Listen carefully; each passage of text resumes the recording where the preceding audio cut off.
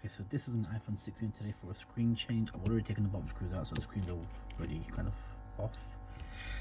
But this one's quite an interesting one because this has had no screen change done to it before, no battery change, no nothing. So for now, this one might be worth recording. So I think I'm probably the first person to change a screen on this phone. And it's quite amazing someone's lasted that long in an iPhone 6 without having any work done to it, so that's a win, I guess.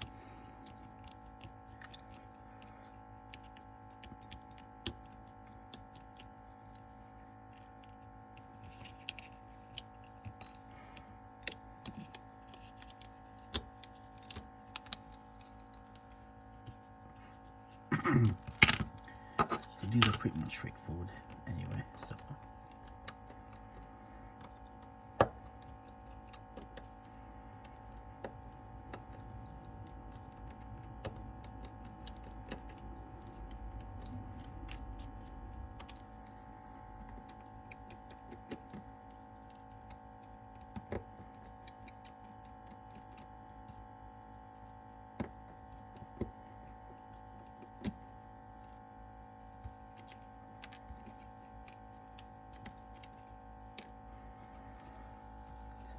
is going to be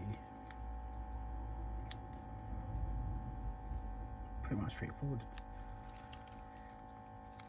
The only thing with these is where the microphone is kind of somewhat glued, not glued, but you know, adhered onto this mesh. So you just have to be slightly careful there that you get it off without ripping it. But of course, if we do rip, we've got replacement parts in stock anyway. So this needs to come off. That's done. And then we've got the screws for the back plate.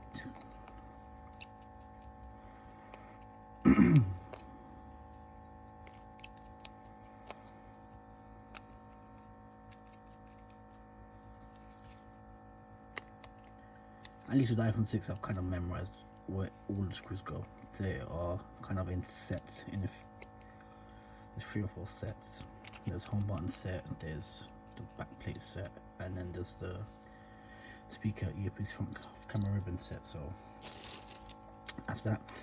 And one thing with these ones anyway, for whatever reason, the back plate is kind of like that bit there's adhered on, so you have to be careful when you take it off.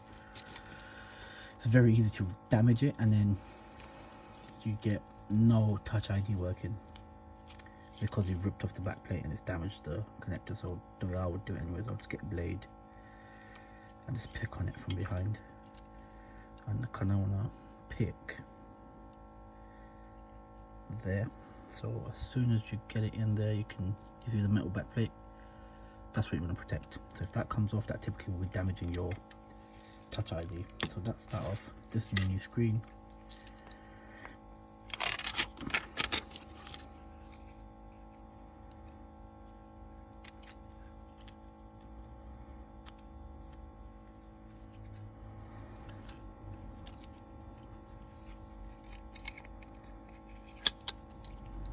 And you got these screws, which is basically, if you can see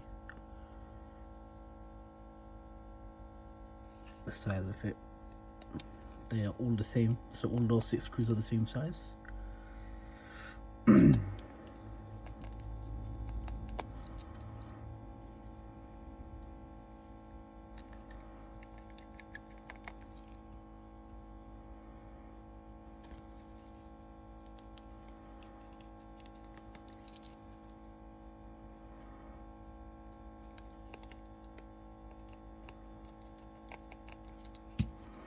And of course, I'm sure you can see total difference, but that's for the front camera. Will it zoom in? It's quite long. There you go. It's just longer than that one anyway, so you can see the size difference.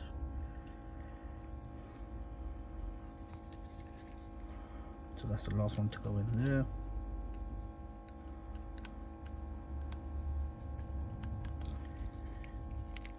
home button goes in, when you clip it on, that connects on, and you wanna push it back to place. Make sure our metal prongy thingy, whatever it's called, is there, because that's what the home button clicks against. Then we've got the home button screw, and they again, they're a bit longer than the side bracket ones, slightly, and they're a bit wider as well, but they do fit into each other anyway, but they're different sizes.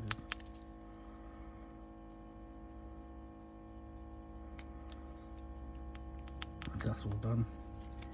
Then we're gonna get this off, put our mic back on, and there's a little dot there that kind of guides it into place. Then you flip it over, make sure our proximity sensors are in place, so that sits in snug there. Earpiece goes on there, and then that side you can see it's got gold connectors which will connect to our earpiece. That's done.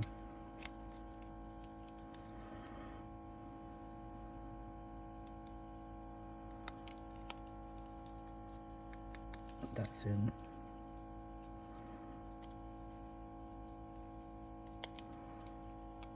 That's in.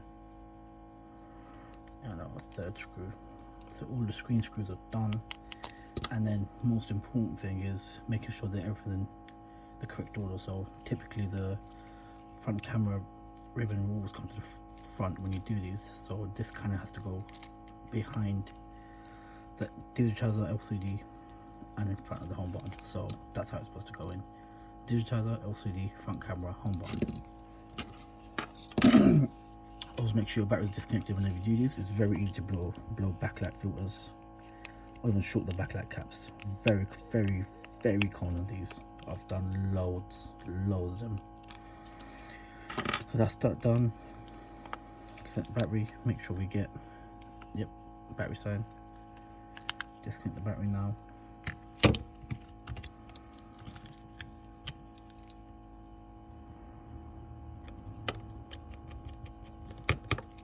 Oh, long screw. So you see this screw is the infamous long screw that causes long screw damage. Very common on these iPhone 6s and 6 Pluses. So if you can see these two screws against each other, that's the long screw, and that's the screw that people or technicians will end up putting into the wrong hole and causing damage that is for the most part repairable, but a bloody pain to repair.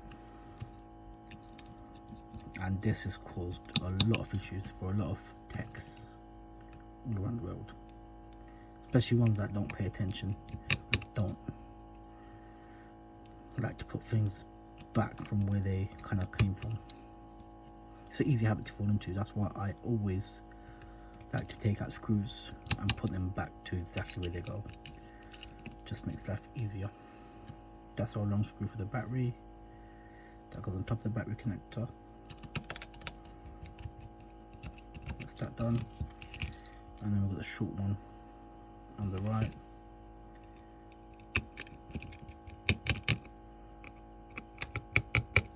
Okay, that's that done. We've got clips on top, so that will clip in there first. Once you've got it in place, then we can make sure it's aligned there, push down there, and then click and click. So that's done. That's going in place nicely. There's no lift, and then we put our bottom screws in and we are done. Hopefully another happy customer. Of course we're going to now charge it up and test it, make sure it's all good, everything works, speaker works, camera works, etc. But again, we don't have issues for the most part with these screens anyway. We try to get the best quality screens that we can get hold of.